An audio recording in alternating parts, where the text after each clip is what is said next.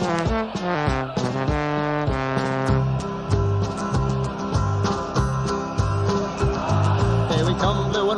we're looking good, you'll be in for a fight, and we fight pretty good. Getting goals is our job, and we get goals good. Looking good, we are Carlisle United. Carlisle United, the team that's on the ball. Carlisle United, the team for one and all. You're looking good, and we're with you all the way. You'll hear us singing every time you play.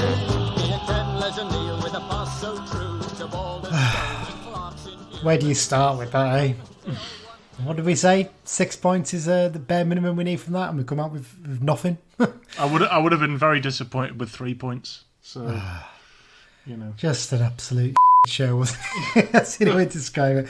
Hello, everyone, and welcome to the Brunton Bugle, your regular dose of Carlisle United chat and crack. I'm your host, Lee Rooney, and today I'm joined by Mike Booth, one of my co-hosts. Mike, how's it going, mate? To be honest, I want to jump off a bridge. Wow, that good, is it? And how do you feel about how Carlisle are playing? But no, yeah. So from James Barrett to Frank Barton and Riccardo Gabbiadini to Tony Gallimore, we've got it covered. Today's episode is just basically a post-mortem of the games against Oldham and Colchester. Look ahead to the upcoming games. Once again, we've got a chat with an opposition podcast as well. And as usual, we've got to look at what ex-United players have been getting up to. There's no news today because there basically is no news to report. So we've got a little quiz as well that will tell you the question at the start of the show and come to the answers at the end. Can you tell what the link is with those players, Mike? Have they all played for Carlisle and Grimsby? Correct. Absolutely right, of course. Probably the best known of those in terms of playing for both would probably be Tony Gallimore, I think. I'd say out of those three. I don't think Riccardo Gabbiadini's that well liked or remembered from his time at Carlisle, but there you go. Right, so let's get straight into it. So before we start the match review stuff, the quick quiz. So here you go, Mike. So the question is, since 1990, 13 players have scored hat-tricks in competitive first-team fixtures for Carlisle United. Can you name them? So I'm going to come back to that at the end of the show, Mike. Give you a bit of time to think about it while we're recording. But what we'll do is I'll give you a chance to answer a few and then basically give out all the answers rather than have us about 5 minutes of us going and stuff like that as we've had in previous ones. Because I know some people have said they're not that keen on the quiz section, but I've actually had a few people email asking, where's it gone? We really enjoyed that. They shared it with their dads who maybe don't listen to podcasts, ask them the question, and they know some of the older names on there. So there you go. So we've we'll come back to that at the end of the show. Let's get into the match reviews then, Mike. Carlisle United 1, Oldham 3, and Colchester United 2, Carlisle United 1. Like I said before on last week's show, we said that if we're realistically wanting promotion, we had to target 6 points from these two games. Yeah. To come out the other side without even a point to show for it is pretty an appalling show all round, isn't it? Yeah, definitely. I mean, I don't exactly know what's gone wrong. It's not like we're sort of missing a key individual that we weren't missing before this little break. It just seems there's just no sort of cohesion up front. And obviously, Alessandra's out the team, and I don't think them two things are a coincidence, really. But, I mean, obviously, Coyote got his goal against Oldham, but for me, I think if he didn't have that throw-in his locker, would he be sort of starting necessarily? I mean, the throw-in wasn't particularly effective against Colchester, was it? I think against Oldham it caused a few problems first half, but we have sort of reined it back a little bit and not used it as much lately. But despite that, we do still use it a lot, and the effectiveness of it, I think, is starting to reduce a bit now.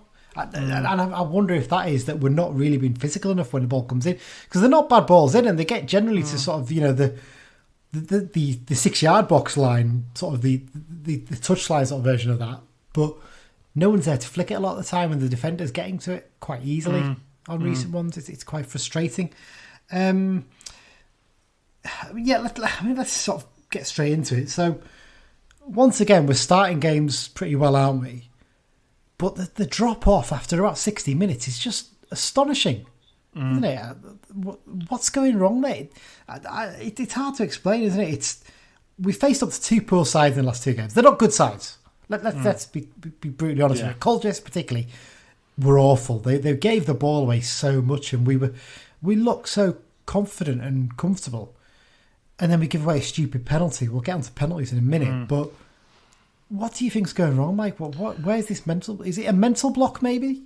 Well, one of the things that blew my mind in the Oldham game, I remember we were 1-0 up, and I was watching their goalkeeper taking a goal kick, and he was just taking a sweet time with it. And I was thinking, if that's us, we're 1-0 down, I want the keeper to show a bit of urgency, but I half think that their game plan was to just sort of wait until about 60 minutes when our players are going to be knackered, and then have a go at us, and then bring out the intensity. And yeah, we seem to make our first, for me, your first sub should be at the very latest 60 minutes. That's pretty much every other manager in the league makes subs around 60 minutes, but Beech seems reluctant to when he makes subs beyond the 70-minute mark, and it's too late for them to really sort of get their feet into the game at that point, really. Yeah, the subs one is an interesting point. It's one that a lot of people are bringing up. Now, in normal times, I would have no real problem with maybe leaving your subs till late on a lot of the time, but we've got a run coming up of a game basically 2 games every week for I think another 10 weeks or so, maybe a little bit less. I can't remember exactly how many, but we've got a hell of a run coming up. You can't just wait for the players to get knackered. No, there's got to be there's got to be something a bit more proactive there. There needs to be, even if we're playing well and we're doing all right, make a change at half time, keep it fresh in there, make that change on just before the hour mark or something like that. Don't wait for John Mellis to run himself into the ground. Sub him then. As well, I mean, that Oldham game, it was so obvious that Guy was struggling. And I get, I mean, Lumsden was saying, he's obviously said that he can carry on, but it's the manager's job to say, take out his hands. You can't carry on. Obviously we had Furman on the bench, but I mean, it must be quite insulting to Furman that he'd seemingly rather play Callum Guy with one leg than Dean Furman with two. Well, Furman came in for the Colchester game, obviously, with Callum Guy's waiting on the arrival of his second child. Congratulations to him and his missus. Hopefully we'll have some good news on that one soon. I thought he did okay, but he started to look a little bit ring rusty as the game went on. And you'd ask the question then, is there an issue there that Beech needs to be using him in games a bit more to manage games towards the end? And he's bound to be rusty, isn't he? Yeah. His last start was it the Bradford game, I think, in last December. So I mean, you've got to, even if you only use him for the last 10 minutes, just to manage the game. At least he's got a bit of rhythm there, and he's playing games. As it is, he's barely featured, so you can't expect him to come in and then play 90 minutes. There's every chance he's going to make a mistake like he did to give away the penalty. But at the other side of the coin as well, I mean, there's players like Coyote who seemed, he's talked about this little knee issue that he's got, but it seems like to me like Coyote's playing 90 minutes every single week, and it doesn't matter what level football it is. It can be the absolute elite Premier League level or low down the leagues.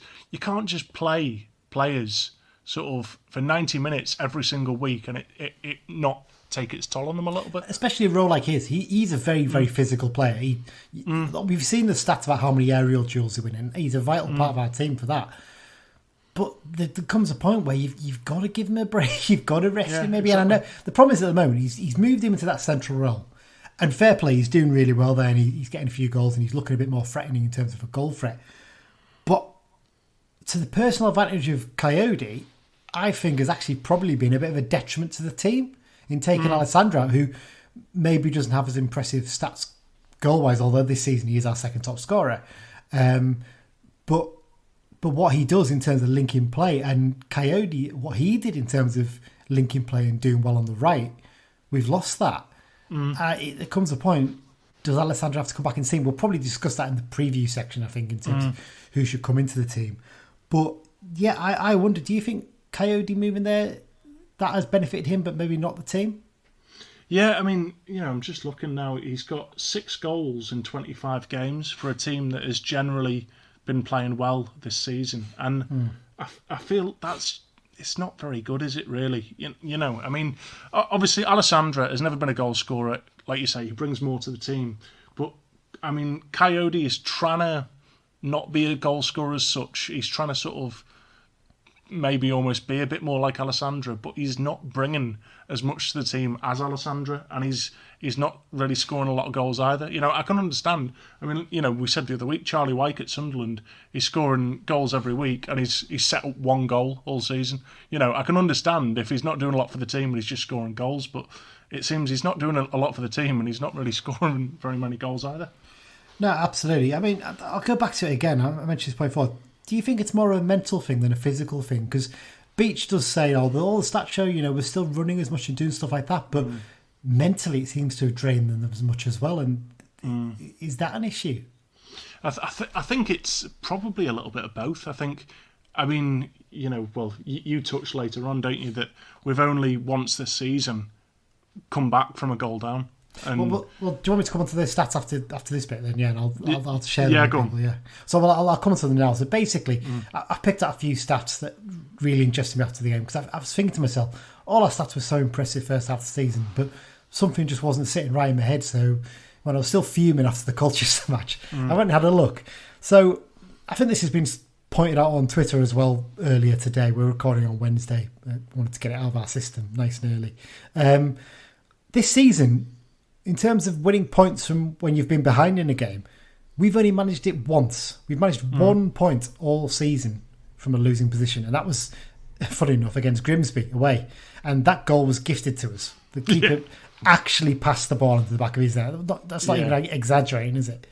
So that shows you. I mean, I think we're right down there in the bottom in the actual stats. I think it's possibly... It's actually, Scunthorpe and Southend are the only other two sides who've only managed 1 point all season. Salford, actually, to be fair, have only managed 2. But they've only been behind 10 times. And we've been behind 12 times. And we've managed 1 point. It's not good, that. No. It shows... It suggests that the manager isn't quite capable of beating a team that maybe then set itself out, right, we've got a lead, we're going to hold on to this now. He doesn't know how to break it down. He's not... Yeah. I don't know. What do you think? Yeah, I mean, it seems... I think leadership is an issue. I mean, don't get me wrong. I think Nick Anderton, the past 3-4 games, has been one of our better players. I think, you know, I've been calling for Armour to have that left-back squad, but Anderton's actually been playing well. But I don't think he's the kind of captain that will uplift people and motivate them and sort of keep their head in the game a little bit, like certain other captains that we've had at the club in years gone by. You get different kind of captains, though, don't you? Because you get captains who are, you know, good representatives of the club and they do stuff on the pitch, which I have no doubt Anderton is like that. I think Hayden's probably like that as well. But in terms of someone who will give players a rollicking, I don't see that in either of them, do you? Like you said. Exactly, and it's something, you know, I don't want to sound like I'm having a go at him because it's, you know, there's no one else that I would say give the armband to so-and-so and he'll motivate people in these sort of circumstances. I think it's just something that we lack throughout the team, really. Yeah. You know, and it's something, I mean, like the 2005-2006 season, obviously, we had Kevin Gray, who is your absolute definition of a leader. But if he wasn't there, I mean, you know, we had the likes of Peter Murphy. He was more of a sort of solid pro that players would follow his lead kind of thing. But he had high standards. He had high standards. He'd let you know. Exactly, yeah, and you know, just other players like Chris Billy was a very experienced pro at the time. Yeah, exactly. Even the year before, the likes of Tom Cowan, Kevin Henderson, and we don't really have anything like that. No, it's true. It's a fair point. That I agree. At a push, you'd maybe say Paul Farman, but I'm never keen on keepers being captains. It's one of those weird ones, isn't it? I'd rather have someone outfield who can do a little bit of organising as well. So it's a tough one, isn't it? I think it's a really good point, the one you've raised there. Let's talk about... We're a very direct side this season. We've made no apologies about that. We know we are. We get the ball forward quickly. Are we going a bit too direct at the moment? Because I remember watching on the game on Tuesday night and my first thoughts were the amount of times Hayden or Bennett were getting the ball and then they had time to maybe spray it out wide to Tanner or to Anderton. And they were going direct every time. And I just thought to myself, there's no need to do that. You can you can build up as well. You can mix it up a little bit. They just didn't seem to be quite... It's almost like that lack of belief is the fact that we've done so well with going long at times that we need to do it every time at the moment. It's frustrating. Yeah, well, I think it's a case of the ball it's not sticking up there either. And when we play a long ball up, our three midfielders, it's kind of their imperative, their absolute biggest thing is to win that second ball. So we'll play a long ball up, and our three midfielders are trying to win the second ball, but then the opposition win the first ball and they knock it over our midfield. And then they're not in the space to get the second ball when it's in our half. So, like, we're just getting put under pressure straight away. And, you know, I think if you have a shot of whiskey every time I say Alessandra today, you're gonna you might get over this week. But Alessandra makes the ball stick up there, you know. And Coyote, it seems either he'll sort of get fouled or sort of give the ball away. There isn't a lot of middle ground with him. No, I think you're right there. I think the other issues as well, the fact, not just obviously the fact that Alessandra's there not to hold it up, but in midfield, Guy was really good at keeping the ball as well and getting it moving. I think we've almost run him into the ground. He's looked exhausted. I think it's been, I wouldn't say it's a convenient excuse, but it's been good timing for us almost that he has had to take this small break away from the team. But the problem is then, as we mentioned before, Thurman is not match ready because he's not been playing even like his 5-10 minutes at the end of games and that kind of thing. Exactly. That's where we've got a problem. So we've got 1 point from a possible 18 now. When do you start asking questions about the manager? And we're not. This is not us saying, you know, his job's on the line. He needs to be sacked, whatever. But when do you get to the? We know he's got a bit in the bank, a bit of credit in the bank from the first half season, how well he's done there. But that can only last for so long. Look at John Ward went, I think it was 10 games with just 1 point from that, 1 point from 30. We're not quite at that stage yet, but you know, if we didn't win the next 2 games, any of them, surely you'd start to ask questions then about, is this a manager who's capable of getting us out of a slump? Yeah, I mean, I think ultimately it kind of comes down to what were our expectations before the season. I mean, I know that, you know, say if people's expectations were mid-table, and I think when we all did the season preview, we all sort of predicted playoffs, but that was kind of with our optimistic fan hats on a little bit. But if, you know, the board were kind of only expecting mid-table, and ultimately we finished mid-table despite kind of relegation form, that's maybe not a terrible season from the board's point of view. But, I mean, from our point of view, I mean, if I hadn't seen us play, you know, before the break, the only Carlisle games I'd seen this season were after the break, I'd just think that we're just awful this season. And I think that's what hurts more, is that we know that this team is better than this, you know. And obviously Beech has had us playing very well before, and he can do it again. But, you know, time is of the essence, and we need to really start it sooner rather than later. We've got to keep ourselves in contact with that playoff. Yeah. I mean, it's still not totally over. We're talking here as if the season's dead and buried. Well, we're not talking about it. A lot of people are talking about the season's dead and buried. It's not. There still is a chance. We can still get there, but we need to start getting wins as soon as possible. I mean, the thing is, we're going to have far more difficult opposition than Colchester and Oldham, aren't we? That's the thing. And it's if we're struggling against the likes of Colchester and Oldham, which no disrespect to them, but any team chasing promotion has to be beating those sorts of teams. And our record against teams at the top's not great this season either. No, it's not. No. That's a big worry. I want to point out this tweet that came from Paddock Winger over the last few, I think last night. It might have been during the game actually last night. I thought this was a really good assessment actually, and he's well worth a follow on Twitter if you're on there. He said, Beech is an excellent coach. His success early season was based on a direct, well-drilled game plan and excellent conditioning. But his game management is terrible, and it'll cost him a playoff berth this year. I think it's maybe a little bit harsh, but I think that's probably sums it up quite well. The problem is, he's very good at putting a team together, and when you get into leads, he's comfortable with us doing fairly well then. The problem comes is when we go behind in a game, he can't manage the game when we concede sometimes. We seem to panic a little bit. That's where the big problem is. And he's still learning as a manager. Let's be fair, it's his first job as the main man. but he'll have to learn quickly if he wants to get us into the playoffs this season, at least. Yeah, I think realistically, we've got to target top 7 rather than top 3 at the moment. If top 3 comes, great, but target the top 7. That's the key thing. Yeah, but I think, you had question marks over his subs even when we were doing well, and you say he's learning. I understand that, but it doesn't seem like he is learning with the subs particularly. Like, does he rely a bit too much on statistics and analysis? And you know what, analytics and stuff like that is a vital part of the game, and it does really help the team.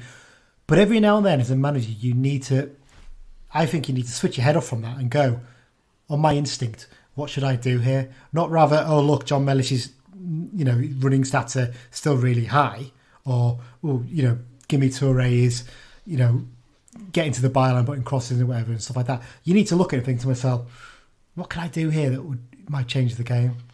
I think his issue is he depends too much on plan A. And when plan A isn't working, he thinks, oh, maybe a little bit more plan A might be the solution, and he doesn't seem to have much of a plan B. I think we said last week that we've never seen him stick a centre-half up front or, go 3 at the back or anything near the end of a game. He just does like-for-like subs and keeps it very much the same but different. I'd like to see him go 3 at the back in a game, and I think Anderton would actually do quite well as the third centre-back, or even bring McDonald in. And I know he had that. It wasn't great when he came against Tranmere, but he was a decent enough player first half of the season. I'd like to see Dickinson playing at left wing back, because I think Dickinson looks better coming from deep. We'll touch on him in a minute, actually, because I've got him down as one of the positives, really, from this. But quickly, I'll just go through some of the other stats that I'd picked out. So some other interesting ones I've got here. So shot conversion rate. So in terms of number of shots we've had this season in league games, we've had 604, which is second highest behind Newport. We've had 605, one more shot, but they've played more games. We've scored 38 goals from that, which means we've got a conversion ratio of 6.5%. That's the 5th worst in the division. So it's okay saying we've had lots of shots, but we're not really converting them. I think we're quite high in terms of the number we've had on target as well. But it's okay saying I'm on target, but if they're straight at the keeper, or the dribblers from 20 yards straight at the keeper, it makes no difference, does it? So that's a little bit of worry. We're quite wasteful, and I think it's Tashkent Terror, Tim Graham on Twitter has also pointed out the fact that away from home we're just not scoring goals. Into attack, especially the attackers, I think only Patrick's got 2 and Coyote's got 1 away from home. Yeah, that's not good.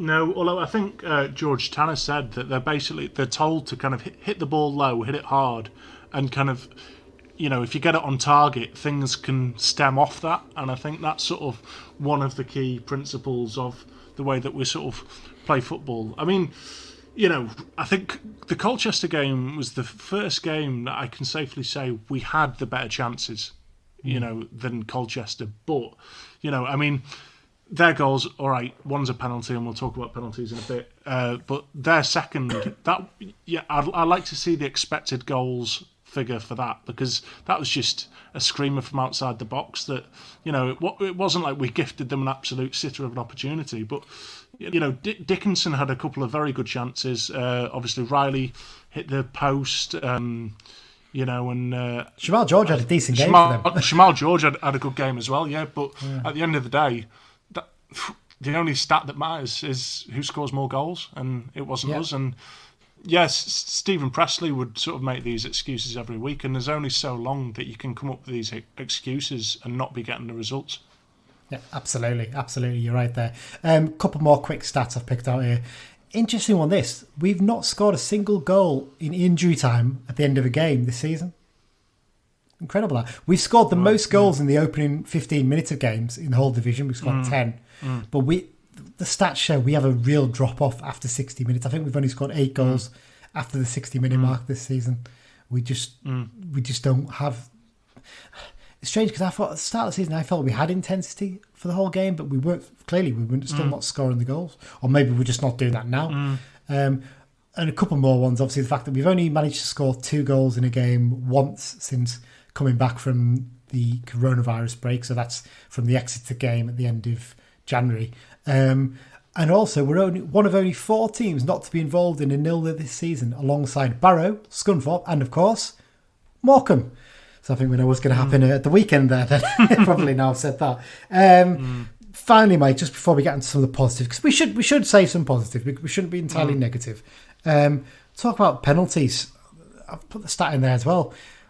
We've conceded 4 penalties in the last 6 games. I think I can only think of in the first half of the season, the Port Vale game, I think, where we conceded a penalty. I'm sure we conceded one other possibly, but next to none in the first half of the season. And the last 6 games, we've just gone crazy for them.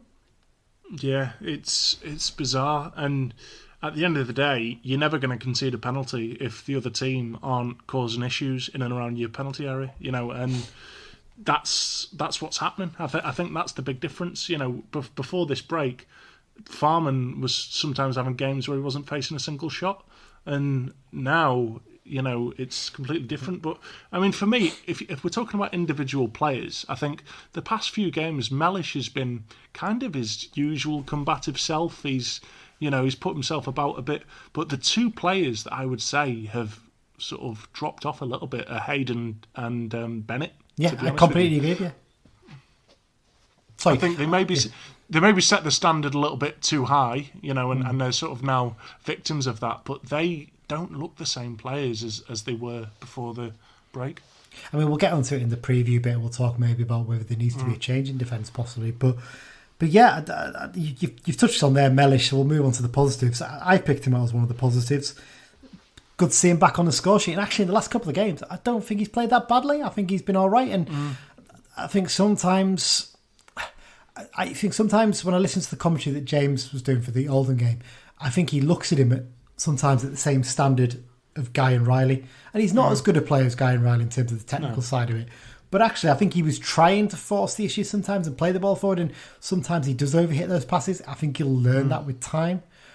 But actually, I think he's starting to look more like the same player. He's getting into the box and getting all the chances. And from what we could see, because it was a bit foggy still, he seemed to take his chance pretty well against Colchester, and he looked a threat in terms of the opposition box. So it's nice to see him start picking up a bit of form. One that people picked out and didn't seem to think he's doing that well, but I think he did all right, is Brennan Dickinson. I think he looked encouraging against Colchester, against obviously one of his former teams. But one thing he's offered us is a player who will actually have a shot from distance and actually can hit the ball from distance. Yeah, I mean, he was getting in some good areas as well, wasn't he? And he was getting good chances, and I feel he's maybe one of them, isn't he? Where once he gets his goal, he'll be flying. But it's one of them. He maybe could have had a goal though, couldn't he? And but it's good that we've got these sorts of options. And it gives the manager something to think about. But for me, I wouldn't say that he did anything to sort of give him the right to say to Beech, I should be starting every week. No, probably not. But I think he's shown that he offers something different at the very least. Because, like I said, it's the one thing that frustrates me this season is the fact that we don't seem to have anyone who can really hit a ball from distance, which we've had in previous seasons. And like, obviously Nathan Thomas was always capable of doing that, wasn't he? And I think Beech kind of sees Dickinson in a similar sort of mould to him, but obviously without the record to back it up in terms of goals compared against what Thomas had. Quickly before we come to the end of part 1, I've got to mention this. It's driving me mad. Free kicks. Why are we laying them off? Honest to God, those free kicks are driving me absolutely crazy. I don't know what you think about it, but we don't need to lay it off. Just hit the ball. Dickinson's clearly a good striker of the ball. I think Riley's a pretty decent striker of the ball as well. Just have a go. It doesn't. The only time it's worked this season was against, I can't remember who it was against, the one where Anderton scored with a long ranger. But I mean, the keeper absolutely arsed that up. Yeah. So, it's one of those ones. Really, really frustrating, I think. And sort it out. Just start hitting the bloody thing. Yeah, well, that's the thing with Dickinson as well. Is when guys out the team, you do need someone to be able to take set pieces. And aside from Dickinson and Guy, I'm not sure who really has one in the locker. No, it's true. But what I'd say as well, actually, was that Dickinson's corners were pretty good as well. I mean, they made a decent impact as Guy's corners. I know he set Coyote's goal up against Oldham, but they were pretty awful, most of them. And then you go and watch Nicky Adams, who barely took any corners. So Oldham, but then he takes one and they score straight from it. So just goes to show you, doesn't it? Well, it was a Nicky Adams cross that led to the Bennett handball, which led to the penalty as well. It did as well. So, I mean, just good quality balls into the box, wasn't it? That's the thing he offers you. And it's interesting. Bambula scored that wonder goal for them, didn't he? And he got into like in the D3, D4 team of the week. But I honestly thought he was pretty awful for them. I thought he did nothing bar the goal. But there you go. Switch on for 1 minute. We could do with someone like that right now, to be honest. It's the thing with Gimme Toure. I think he's playing well, but we saw his highlight reel. He can do that. He can do that. He's done it for Hartlepool and for Sutton and Macclesfield, whatnot. He's capable of doing it. But for some reason, we're just not getting him into those areas at the moment. Yeah. It's really quite frustrating, but there you go. Okay, I think that's enough of ranting for part 1, Mike. We'll hopefully try and be a bit more positive in part 2 when we do the previews. So we'll be back shortly to look ahead to those games against Morecambe and Grimsby. Back in just a sec. Hi, this is George Tanner. You are listening to the Brunton Bugle. Okay, we're back for part 2 now, so we're going to look ahead to the games against Morecambe and Grimsby. First up, what we've got for you is another one of these little chats we're having with opposition podcasts in the second half of the season. I think the Oldham one went down really well. Typically, his prediction turned out to be complete nonsense, and Oldham were comfortable winners at the end of that game. So we're looking ahead now. We're going to have a chat with Alex from the DN35 Grimsby Town podcast. Had a good chat with him about the game, and we'll play that now. Okay, so I'm joined today by Alex from the DN35 Grimsby Town podcast. We're going to have a little chat ahead of the game next midweek. Alex, thanks for joining me today. Really appreciate it. Good afternoon, Lee. No problem at all. Yeah. Let's just talk about your season so far, because let's just get straight into it, because it's I think we're on a bad run right now, but it doesn't sort of pales in comparison to what's happening with your lads at the moment, doesn't it? It's we're fine. Nothing is wrong. Look, we're getting used to it. You used to be, I guess you would see Carlisle as the perennial strugglers of the 90s. I think we've taken that mantle well and truly off your hands. What you'll find town fans that are really, especially after yesterday afternoon. I know you guys are recording it today on the Wednesday. Like I know what the date is, but I'm just saying the Wednesday. We lost last night to Leyton Orient, and we lost against Harrogate on Saturday, and that was really kind of defining. The team was improving after old Runaway took his magic beans and left for whatever mainstream media was suckling on him at the time. And we were left with, I think Paul Hurst is a very good manager, especially at this level. I don't think there's many managers that work harder and are better at picking out players. I just think you can't really do much in a January transfer window when you're rock bottom almost. It's not a proposition for anybody. But we are in the mud. We can't click. We're defensively we're terrifying, and up front we're as useful as an under nines team who haven't won for 2 years. There are so many issues. And you get to a point where you get sort of ingrained into it. And I got to a point yesterday where we strung about 5 passes together, and I was almost drooling, going, "Look, that's brilliant! Look what we've done here." And then it just goes back to mediocrity. And it's just we started with one up front, and we need to win games, and we can't score for love nor money. Help! No, it doesn't seem to be going great for you guys. I know we're on a small, getting slightly bigger poor run ourselves. But we'll talk about your off the field issues shortly. But on the field, I mean, at the start of the season, we did a preview podcast, and I think we all sort of agreed that while your squad didn't look the strongest, we felt you had a good quality manager in Holloway. Now, obviously, there's some baggage that comes with Holloway, it's fair to say. What went wrong there? It seemed like one of those ones where everyone was like, sort of eyes wide open when he got a point, like, wow, that's a really good appointment for Grimsby, but it just didn't seem to work. Yeah, there's quite a lot of slanderous stuff that goes on when it comes to Holloway, which I won't repeat on here. But his joining us raised a few eyebrows, ours is included. But there may be reasons for that. But when he came in, he was doing really well. He brought in some good players very quickly. We had a nice little run, and I think when we're one of these clubs that whatever momentum we've got, we go heavy with it, whether we're losing constantly or winning constantly. There's no easy middle ground for us. I think, if I'm being entirely honest, he probably had that sort of January to March. I thought, actually, this is easier than I thought it was, and we'll go up at a canter. It's obviously something that I've got that I'm pretty good at, and he took it for granted. Our pre-season was appalling. We had played one game. It was against Cleethorpes Town, who are our local team, about step 7, step 8, we just didn't do anything else. We were the only club that I think put a COVID clause in. So even now, players are getting paid only 75% of their wages until the fans getting back into the ground. It means that, you know what it's like to try. At least you've got some nice medieval architecture to sort of attract players with, which I'm sure what young players are looking for. Oh yeah. But you know how hard it is to attract anyone to the middle of nowhere. Yeah. When we then also tell them that they're not getting paid their full wages, it's not a great idea. So we ended up with 7 loan players, much of a muchness. Lots of recommendations from Holloway's mates who were no good. He didn't do any scouting. Was too busy playing darts with players. And, yeah, I remember that story. I couldn't believe that when I heard that one. It's incredible.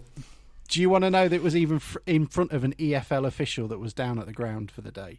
My God. That's how ludicrous it was. The guy, if you ever see him coming towards your club, run away with and throw that snake oilsman salesman into the grass, because he's good for a soundbite and nothing more. Millwall fans warned us, they did, and we were too busy glowing and going, "Oh, he's so fun, isn't he?"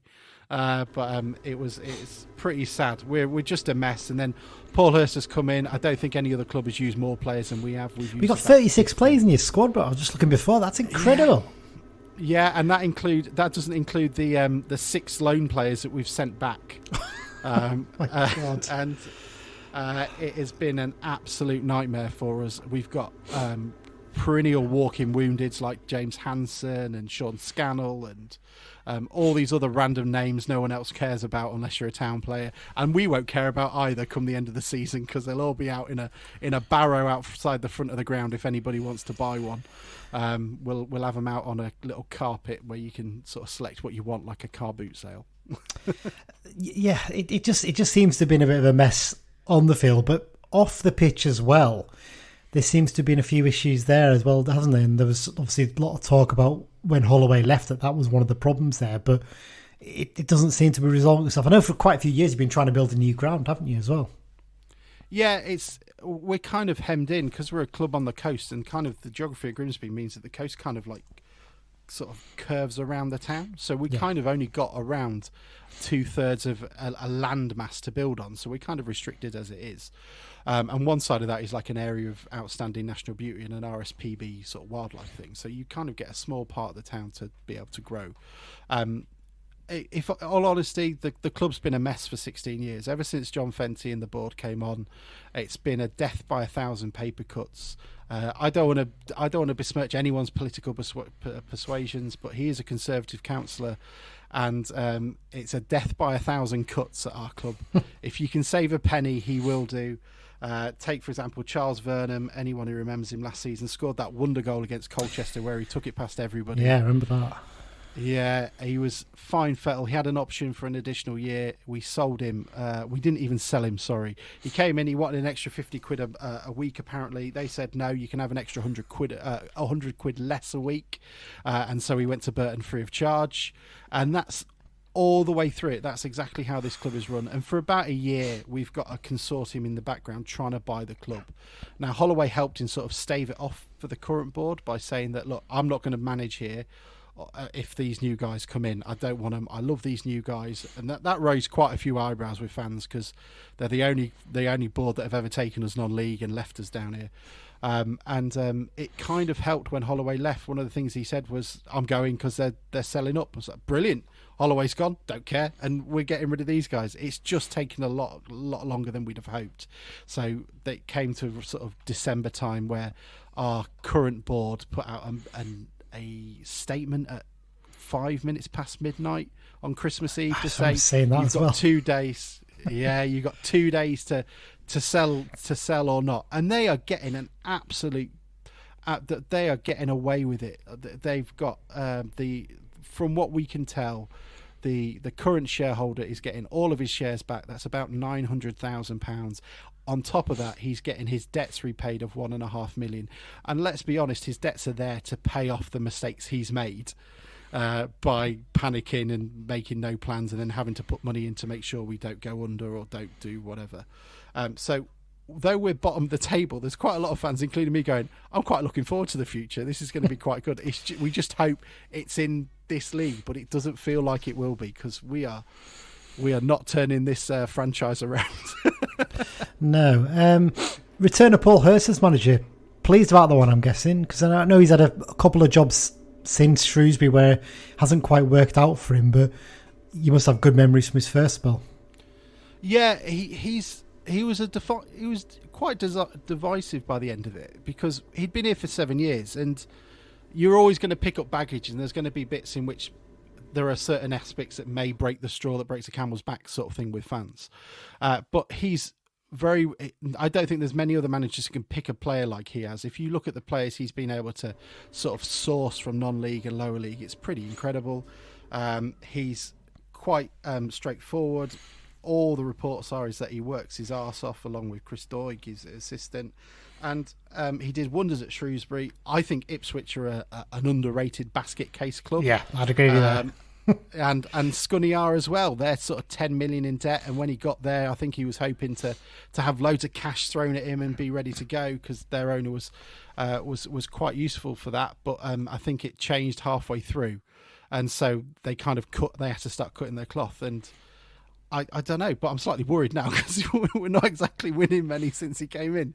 But I don't really think I can blame him. He's only got a certain amount of time to do anything with this lot. I know you've already sort of been fairly disparaging about the quality of your squad, but is there any danger men in there that we should be looking out for? Well, the goalkeeper that we had, who I love, by the way, I love James McEwen. If he ever listens to this, I'm really sorry, but he did kick it into his own net this year. Against us, wasn't it? Yeah, it was. Danger men, Matete, who is on loan to us from Fleetwood, is really lively and really interesting in the middle of the park. He is the one level of quality above. I'm hoping to see a different sort of formation. We've been starting with one up front, and when we're needing to win games, it's not a great way of doing it. But two up front, Lennell John Lewis, hopefully, I mean, he's come from Hereford, but because he's been a Town player before, he's been very well loved and appreciated here, so he really gets it. And when he comes on, he came on in the last two games with about 20 minutes to go. His energy, commitment was on another level to everybody else on the pitch. I'd like to think that he might start. James Hansen's always a danger, but he hasn't been a danger in front of goal for a season. If he can get through the game without sort of accidentally walking into an unlaced boot and tripping over and breaking his leg or something, he might even get one. But our defence is terrifying for us. You'll have a lot of fun. We on the other hand will be hiding behind a host sofa like a Doctor Who episode. You say you will be having a lot of fun. I'm not so sure about that one, the way we're playing the road. I was looking at this though. We've only one time this season we've managed to come from behind in a game to get a point, a single point. And you know when that was? was it by us, perchance? It was against you guys. Yeah, it's the only time we've managed to get a point when we've been behind in a game. So there you go. I mean, at the moment, if you take the lead against us, you're probably going to win the game the way we're playing. So typical. I mean, I'll ask you your predictions for the game. You don't sound the most. I mean, we had the Oldham guy on last week, and he wasn't particularly positive, and they went and won 3-1. So maybe the best way is to be negative, and it'll turn out the way. What do you reckon for the game? Can we both lose? The way it's going. I think it will probably be. I think we'll probably win. No, I won't. I think it'll be a 0-0. I'd be happy with that. If we can keep it from outside of our own goal, I'd be delighted. I'm going with a boring 0-0 draw. That I'd be very happy with. Alex, thanks for joining us. Genuinely all the best for the rest of the season after this game, and I think there's plenty of Carlisle fans out there who'll be hoping you can overhaul Barrow. I'm not too fussed with them either way, but some of our fans just don't like them. So there you go. Thank you very much. Cheers. Okay, thanks again to Alex for that chat. Really, really good to catch up with him about all things Grimsby Town. Incredible, Mike, isn't it? They're struggling at the bottom and they've been absolutely awful this season, but he seems to think the future's quite bright for them because of the takeover that's happening there. Yeah, it's weird. I mean, he said that the current owners have been there for about 15 years. And I remember, it's 15 years ago this year, the 05-06 season, when Wycombe were top, Grimsby were second, and I think we would have just been happy to go up as third. And because they were both really good teams that year. And yeah, Grimsby just sort of, they tailed off then, and they just sort of haven't really recovered from it, have they? No, obviously they went down to the conference. I think they spent 5 seasons down there and then got themselves back up, but they've been treading water at best since then, I think it's fair to say. And obviously they've got the issue with the ground that they need to sort. Sounds very familiar, doesn't it, really? An ageing ground that's not making them any money. They need to move to somewhere new, and there's not many options. Funny that, isn't it? Okay, so let's look ahead to the games then, Mike. First up, we've obviously got the Morecambe game this weekend. I mean, start of the season, you look at this thing, Morecambe, we never lose there. Should be comfortable points at least, probably 3 points. But at the moment, going to this one, I'm not really looking forward to it because they're really banging form, and us just can't see where the win's going to come for this one. No, I mean, it's no massive surprise when you see some of the players that they've got. I mean, how they managed to get Ben Pringle, I don't know, because he's a cracking sort of little playmaker, isn't he? And some of the other players, though, the likes of Cole Stockton, you think, it's a bit of a mixed bag. But no, they seem to be doing really well. And I normally look forward to playing Morecambe, and this is the first time in a long, long time that I'm not. Yeah, the thing with Ben Pringle is he's a real crisp passer of the ball, isn't he? Thank you very much. Thank you. See, that's a great thing because I've got control of them. I can play the drum thing rather than the tumbleweed. So there you go. Yeah, I mean, looking at the form table, they're last 6 games they're 10th in the form table. They've won 3, drawn 1, and lost 2. But in the last 4 games basically it's won 1, lost 1. Yeah, they're in 5th place on 52 points, so they're starting to pull away from us a little bit, that 9-point lead. Although they've played 3 games more. Interestingly, their goal difference is only +1, so that's probably what's going to put them in a little bit of danger potentially at the end of the season. Maybe when you actually look, they've got the worst defence in the top half, so we should be able to score surely. Problem is that they've also got one of the better attacks in the top half as well. So, real challenge there. I mean, would you say that Derek Adams has really overachieved with them this season, Mike? Because, I mean, the job he's done since going in there, because they're a club that always perennially sort of just about treading water above the relegation zone and keeping themselves safe every season. The job he's done has been absolutely incredible, isn't it? Yeah, I mean, it's weird because when they lost... what's his name? The Scouse fella, Jim Bentley. People thought, it's they might struggle without him, but they seem to have just gone from strength to strength. And compared to some of the other teams in this league, and obviously,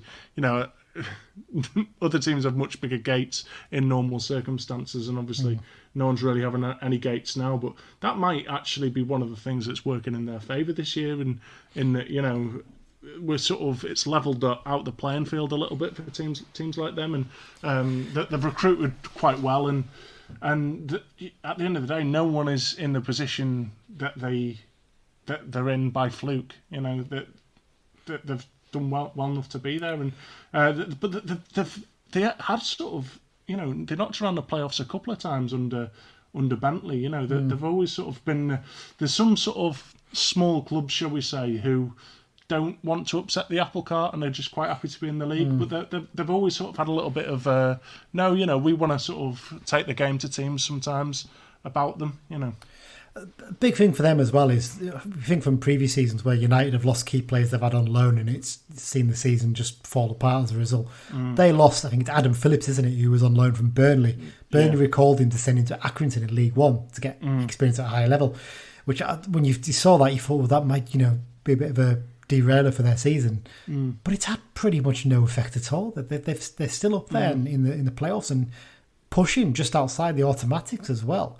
That's a real testament to the squad they've got, because they've got a really tight, small squad. We'll get on to Grimsby in a moment. Grimsby's squad's enormous. It's absolutely huge, whereas Morecambe always keep it really tight and, you know, a close-knit squad, and that is making the difference. You touch on Cole Stockton there, Mike. I mean, the form he's in this season, the way he's rediscovered his form, along with John O'Sullivan, of course, who's there as well, another ex-Blue. They're really reinvigorating their careers, aren't they? Yeah, definitely. And Stephen Hendry as well. You know, he... Oh, come on, don't even dare make the joke. I honestly don't know the joke. I'm quite disappointed in myself. Go on, I'll let you take the stage. Yeah, Dan did it in pre-season, something to do with, you know, something to do with breaks and things like that. But let's not repeat it anyway. But go on. Okay. Well, no, like, you know, he's a player that he sort of was. A lot of big things were expected to him, and he got his big move to West Ham, and he sort of tailed off a little bit. But, you know, on paper, they do actually have a good side, and I think, contrary to us, they have a few experienced heads in there, really, which might sort of, you know, help see them through. Knight Percival's one of them as well. Another ex-Blue, exactly. And he seems to be doing fairly well this season. I mean, I picked out the danger men. Obviously, Stockton I've mentioned there because he's getting the goals. I mean, Carlos Mendes Gomez, he seems to be involved in everything for them this season as well. He's been a brilliant signing for them. And Sam Lavelle at the back, he you know, he's a young lad, and a lot's thought of him. And I'll be honest, he's one of those ones I look, and, you know, seasons to come, I wouldn't mind seeing him at Brunton Park, the way he plays. He's a good player indeed. Okay, I think we sort of covered Morecambe a bit there, so let's move on to Grimsby. I mean, their season's been an absolute shambles, hasn't it? When you look at it, the way things have gone.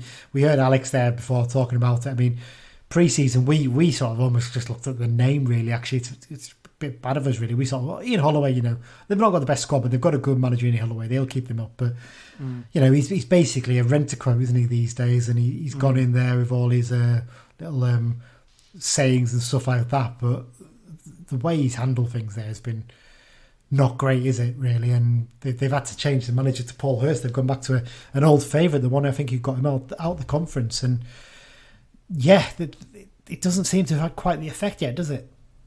No, and, you know, they can't say that they haven't sort of...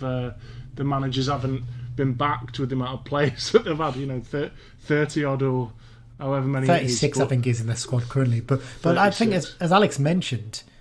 Who wants to go to a squad that's struggling down at the bottom? That's the problem. It's tough to attract players. You can attract players, but the quality's not going to be that great, is it? Especially when they're chucking in this COVID clause as well. I think a lot of players are just saying no thanks, you know. But, you know, I mean, we all talked at the start of the season who we think will go down, and none of us said Grimsby, did we? You know, no. And they're there rock bottom, but they're by no means dead and buried. I mean, a lot of seasons, you know, at this point, there's a team that's absolutely dead and buried, and, you know, they're still sort of within touching distance of the rest of the pack. But yeah, it's just not a good season for them, and there's no better time for us to play them. There was no better time for us to play Colchester, Mike. Let's be fair here. I mean, their runs and Oldham. Exactly. I mean, their runs nearly as bad as Colchester's. I think they've won one of their last 12. I mean. That's relegation form, basically. That's similar to what we had under Simpson in that first half of that season, wasn't it? We went down to the conference and things have got to improve quickly. I tried to pick out danger men for them. I mean, I put Giles Coke in there because we all remember him back at Sheffield Wednesday. They signed him in January, and you look at him, you think that's the kind of experienced head they need in there to try and get them out of trouble. But I also picked that Jay Matete, who's on loan from Fleetwood, because Alex mentioned him his bit, but Lionel John Lewis, if you want to pick, but then I thought, I'm putting in a player here they've got on loan from Hereford. I mean, this is going back to, like, remember the early noughties when we signed Stephen Skinner on loan from Gretna, I think I think it was either under Ian Atkins or Roddy Collins, I can't remember which one, but I mean, that's the kind of level player you're signing on loan. I couldn't understand why they've done it, because he's a legendary player there, isn't he? And he's a real big fan's favourite, and they know what to expect from him. He's just going to work hard for them up front, and maybe that's what they need. But if that's the quality of player you're bringing in, then it doesn't really bode well, does it? Well, they're a bit of an old folks' home of the division as well, haven't they? I think Ben Davis is like 39 now, and they've got Philip Morace, who's, I think, 35. Yeah. You know, and like the complete and utter opposite of us, really, with regards to that. But Yeah, it's just you could hear the sort of defeat in his voice, but we heard that with the Oldham guy last week. So. Yeah, that didn't go well, did it? So there you go. It's one of those games. I mean, we talk about the Morecambe and that, but surely this is one we've got to be targeting 3 points from. If we're deadly serious about going up in any shape, way, shape or form. If you don't get the full 3 points in this, I think you've got to start asking questions about whether you really are going to make the playoffs this season. Yeah, definitely. In my opinion. Yeah. In terms of team news, I don't think we've really got any for this one, have we? It's just as you were. Danny Devine hopefully closing on a return soon. Obviously, Morgan Feeney and Jamie Armstrong out with broken foot and broken ankle respectively. I think it was mentioned actually Josh Dixon actually had been out, but they hadn't sort of talked publicly about it. Hopefully he'll be back soon. Zanzala, interestingly, wasn't on the bench, was he, for the Colchester game? I'm guessing that's just he wanted to mix it up and put an extra defender on there. I hope he makes a swift recovery. Well, was that convincing? Well, this is the thing. I mean, Beech said that Alessandro was left out partly because he's not quite recovered since the whole COVID thing. Because he basically said he's had it, didn't he? Essentially. Well, why are you taking him then all the way down to Colchester, not using him, but not taking down Zanzala, your new January signing, who I presume hasn't had it? I mean, has he lost faith in him already? Maybe. Does he feel maybe Alessandro could have affected the game in a different way, but didn't feel it was right to bring him on when he could have done? Obviously, Kedwin Scott came on and made his debut, which was nice to see, but I mean, he wasn't really involved in the game, was he, to be honest, at that point, because we were still knocking it along and not picking up the pieces. It's a weird one. I mean, would you make any changes for this game? For the Morecambe game? I think, well, I mean, for the Morecambe game, I think you have to. I think Coyote, if anything, he's a little bit knackered, and I think just Alessandra for him. Obviously, a lot depends on assessing the players' fitness levels, and obviously we don't get to see a lot of that. But midfield, there's not a lot of scope to be changing it. Especially Morecambe's quite a tight pitch, isn't it, as well? Yeah, but if guys out injured, then Furman naturally comes in, and there's no other sort of gaping changes that you'd make in midfield. And unfortunately, while we touched on Hayden and Bennett, the centre-backs kind of pick themselves based on what we have available at the minute as well. So there isn't a ton that you can do with changes, really. Personally, I would consider maybe changing one of the centre-backs. People might think I'm going mad here, but I genuinely think the pair of them are just struggling a bit at the moment. I do wonder if maybe it's a lack of protection for midfield, so maybe Furman just needs his run of games in there to try and get himself into a rhythm, maybe. It's a tough one. It is really tough because I think changes need to be made. But then I look at the bench and, well, I think we've got players who can come on, maybe affect games as they're going along.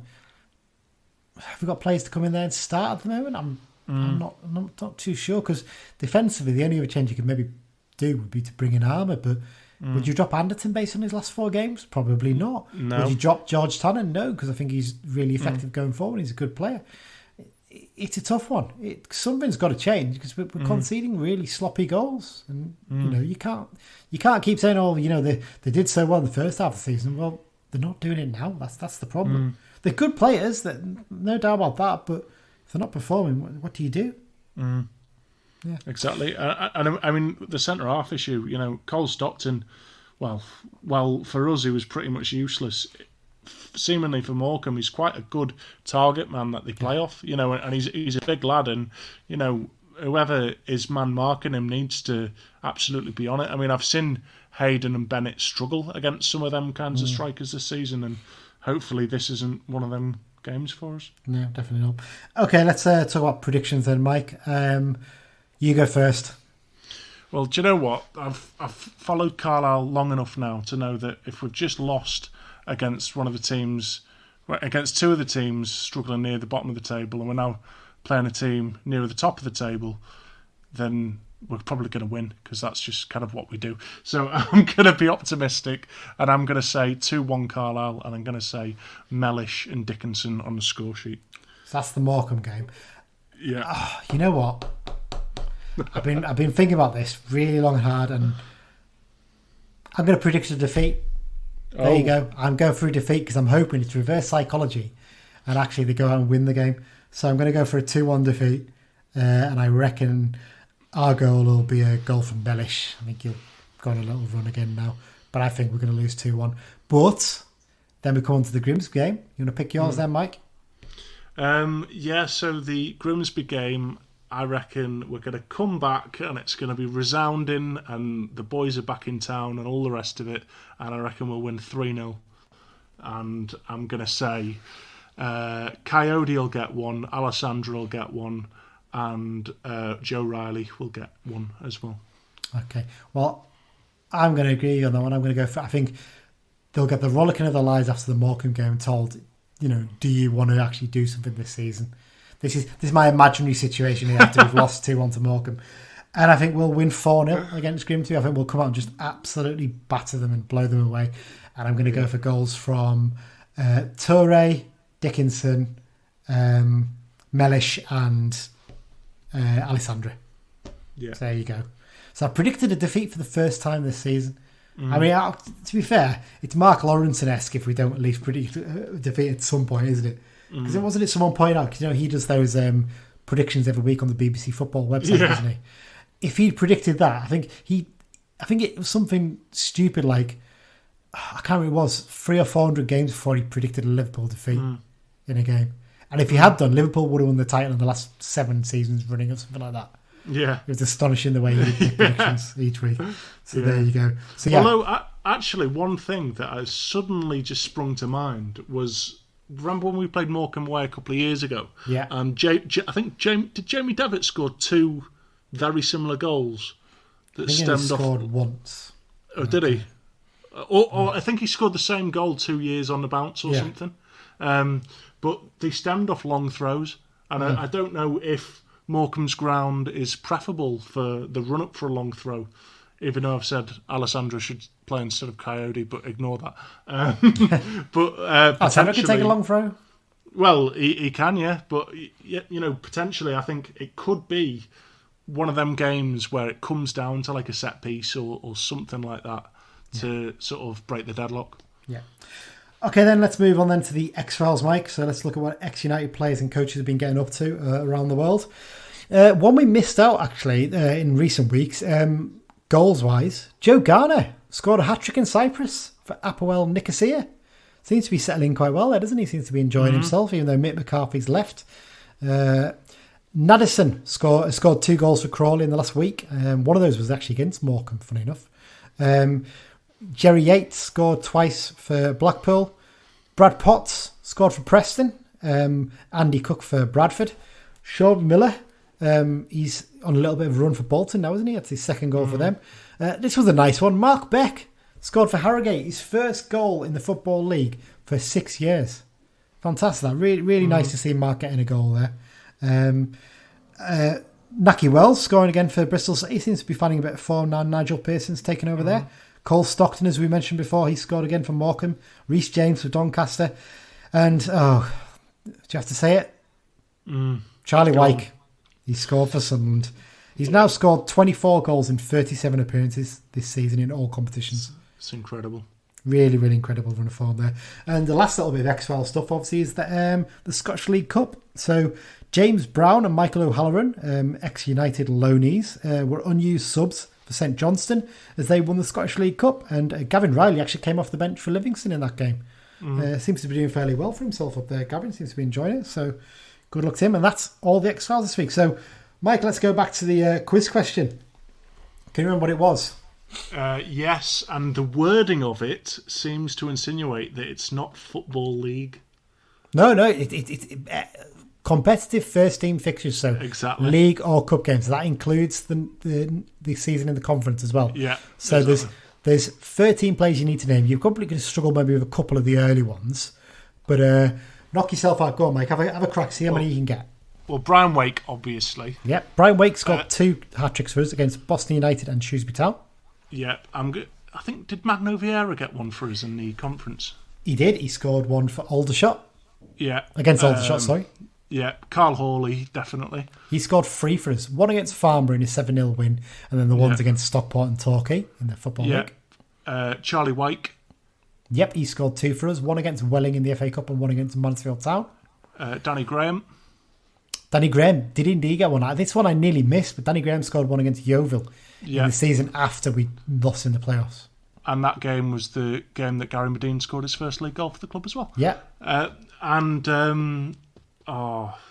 Who else? I had one of my... did Rory Loy score one? No, he didn't. In the FA Cup? You got that one wrong there. You've just mentioned one of them. Gary Medine, of course. Gary Medine. He scored against Hartlepool, famously the same day as a court case. Yeah. That's on brand for Gary, and also against Tipton in the FA Cup. The shine of that hat-trick at Hartlepool was taken off by Lubo Mikulic's goal from... Yeah. The one that I nearly missed when I was sat in the press box for that one. Yeah. Yeah. Okay, so far you've got, how many count these up? 1, 2, 3, 4, 5, 6. You've got 6 of the 13 so far. David Reeves.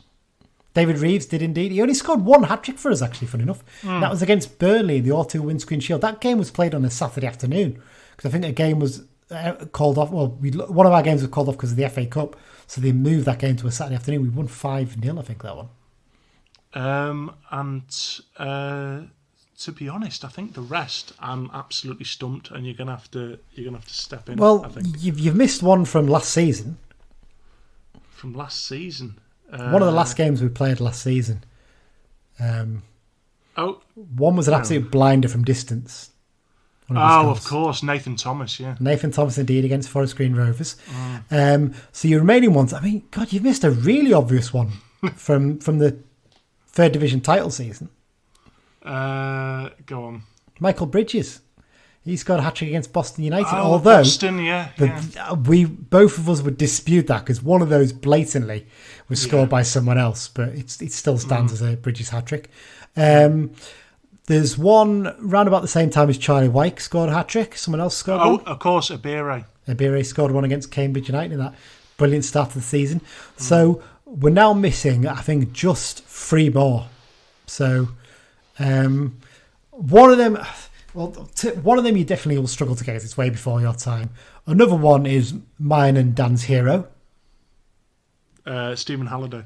No, Ian Stevens. Ian Stevens scored 3 hat-tricks for us. One in his first spell against Bristol Rovers, then one in the FA Cup against Woking and one against Leyton Orient.